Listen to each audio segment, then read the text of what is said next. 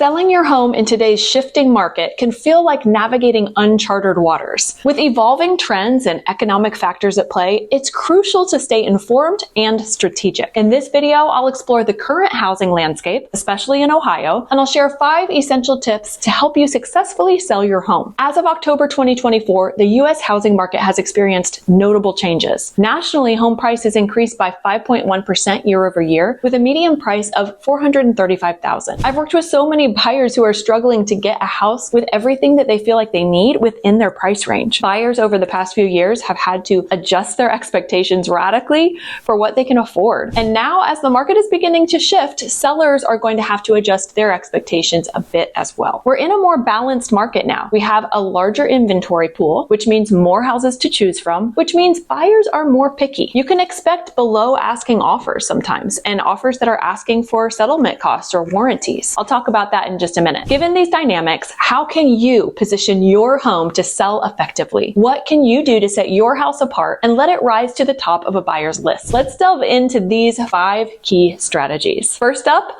accurate pricing. In a shifting market, setting the right price is paramount. Overpricing can deter buyers, while underpricing might undervalue your property. You want to utilize recent sales data from your area to determine competitive price point. For instance, in Columbus, Ohio, the median home price for October 2024 was around $280,000, reflecting a 3.6% increase from the previous year. When pricing your house, you need to think like a buyer and pay attention to your competition. If I'm a family who needs at least 3 bedrooms and 2 bathrooms, what makes your house stand out? When I walk through a house with a seller to try to price their house, I am looking at it having walked through hundreds of houses with buyers. I'm going to be thinking, what are buyers going to notice? What will cause a buyer concern? What kind of buyer will this house appeal to? If you have a 2-bedroom ranch, for instance, you're looking mostly at single professionals or older downsizers. If you want to go after that professional, you're going to have to do the upgrades and staging. If you're going for the folks who are downsizing, you're going to want to emphasize the low maintenance aspect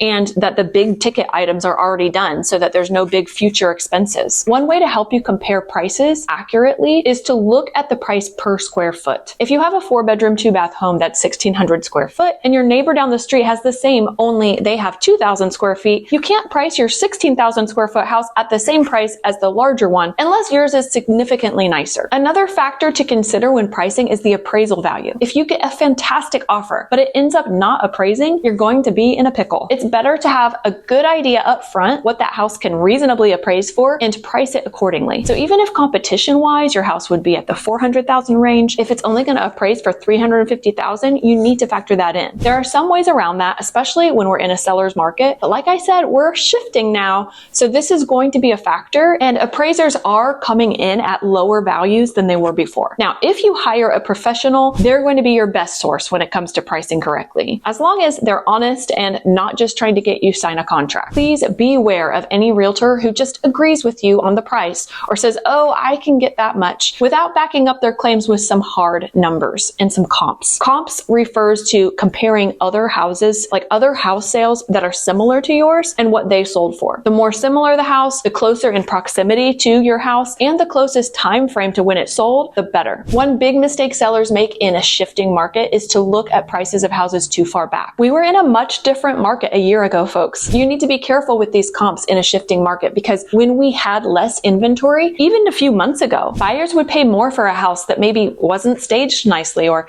needed some work. But now that we have more competition, you need to be more strategic and you need to put in more to get out the same amount. Which brings me to my next tip for sellers in a shifting market, which is number 2, enhance home appeal. First impressions matter, and there are 3 main things that you want to consider to help enhance your home appeal: staging, repairs, and curb appeal. Staging is arranging furniture and decor to showcase space and functionality. There's vastly different levels of this, from completely emptying your house and paying someone to come in and bring furniture and stage each space, to hiring someone to lightly stage, moving your stuff around and bringing a few pieces of their own, to doing it yourself. And I have a whole video on how to stage your home yourself. If you're interested in doing that, I'll link it in the comments. A house that's currently being lived in and looks like it's being lived in is not great for selling. And a vacant house is also not going to get you the most bang for your buck. Investing in staging really does pay off. I thought this was so ridiculous when I first started in real estate. I thought surely every buyer can see through this, and can't they just use their imagination? But since showing hundreds of houses a year, I can say with authority that it does matter, and it makes a big difference, especially if you're wanting top dollar for your home. Okay. Repairs. You want to address minor issues like leaky faucets or chipped paint, that stain on the ceiling that's been there since you bought the house and you always thought that you would fix it. It's time to fix it. Buyers are going to notice every little thing. And if they don't notice it, their inspector will. If you want to know more about what to expect with inspections, watch this video. I'll link it in the description as well. I've had sellers get super offended when a buyer asks for something to be replaced or repaired that they've lived with for years. And that might have flown the last few years when we had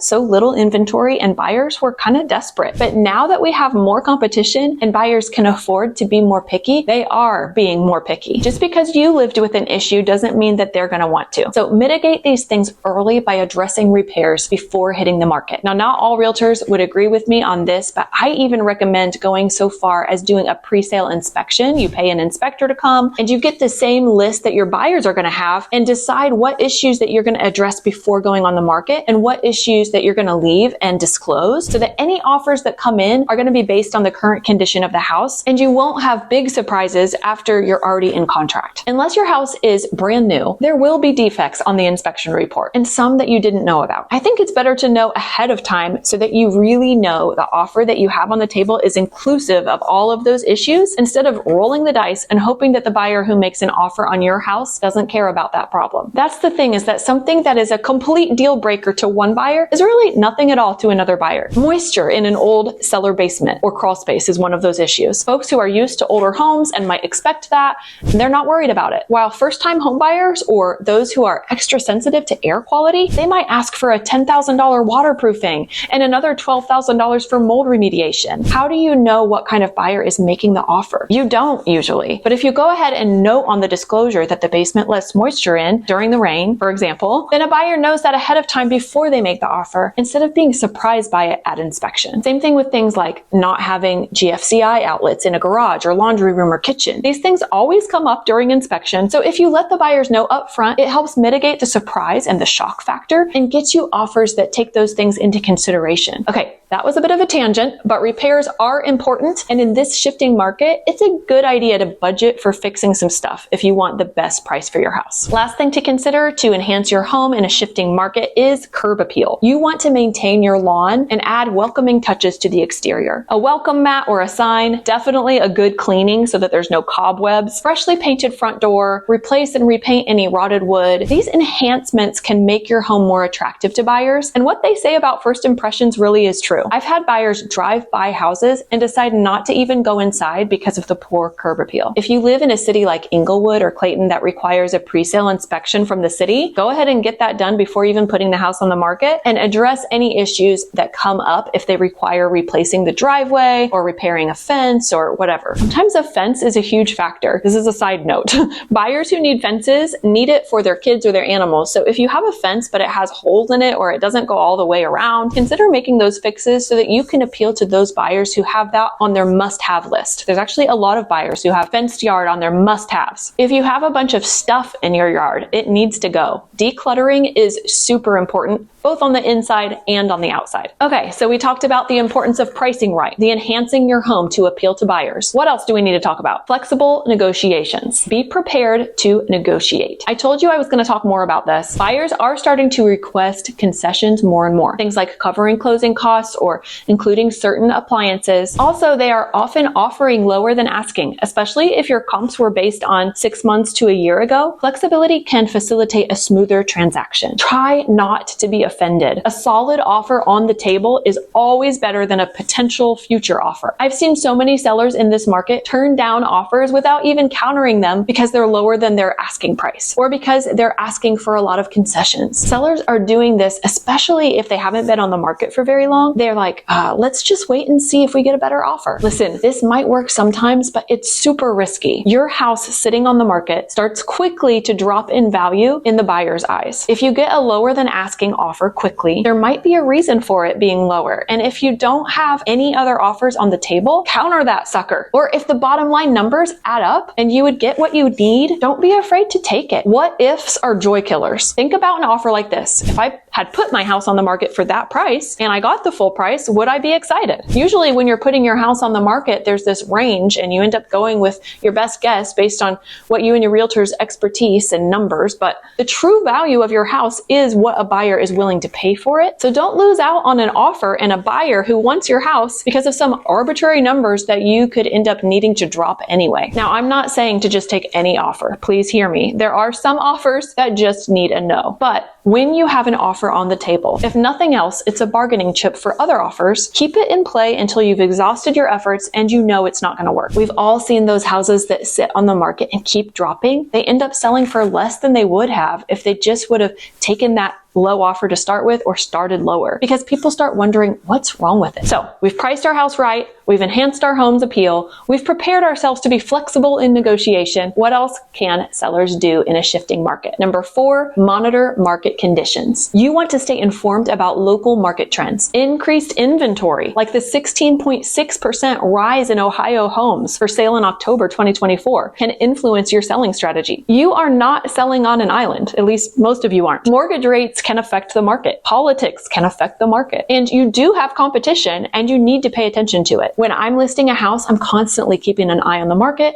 and the inventory and the competition. Why would a buyer pay $1.70 per square foot for your house when a house that's in very similar just went under contract for $150 per square foot? This isn't cut and dry because not every house is the same just because it's the same size or has similar features. Listen, a new roof is about $20,000. New HVAC system, $10,000 to $15,000. New windows, $10,000. A whole house painted is between $5,000 and $10,000 for under 2,000 square foot. Then you've got features like kitchen upgrades, appliances, workmanship and materials used, efficiency, number of bathrooms and bedrooms. It's not always easy to accurately compare, and sellers historically tend to overestimate what their price is worth. They tend to compare their house to the one that sold for like a really high square footage price without realizing that that one actually had like a $50,000 kitchen upgrade and super high-end flooring and lighting fixtures and an open floor plan. And theirs actually compares more to the house that sold for this price per square foot. So how do you do this? Well, you can certainly try to piece things together with what you can find on the internet. And I know that I'm biased in this area, but my 5th and final tip for sellers in a shifting market is this: partner with a real estate professional. I know as things shift, it's tempting to do for sale by owner or find a cheap listing alternative to save some money. But the truth is that experienced real estate agents bring invaluable market insights and negotiation skills. Statistically, most of the time, you're going to profit more by hiring an agent, even if you're paying 6 to 7%. It's important to look at the bottom line numbers and not think of the commission as money that would have otherwise gone into your pocket, because that's just not realistic. Let me just say that not all agents are created equal. There are major differences in personality, skill levels, expertise, availability, and strategy. If you want some tips on choosing the best type for you, go ahead and watch this video next. I'll link it in the description too. A good agent will get you far more exposure. They're going to use their negotiation skills to your benefit, and the other side won't even know it. And they know the market and they can price more accurately. They also know when to hold them, and they know when to fold them, and when to walk away and when to run. Okay, so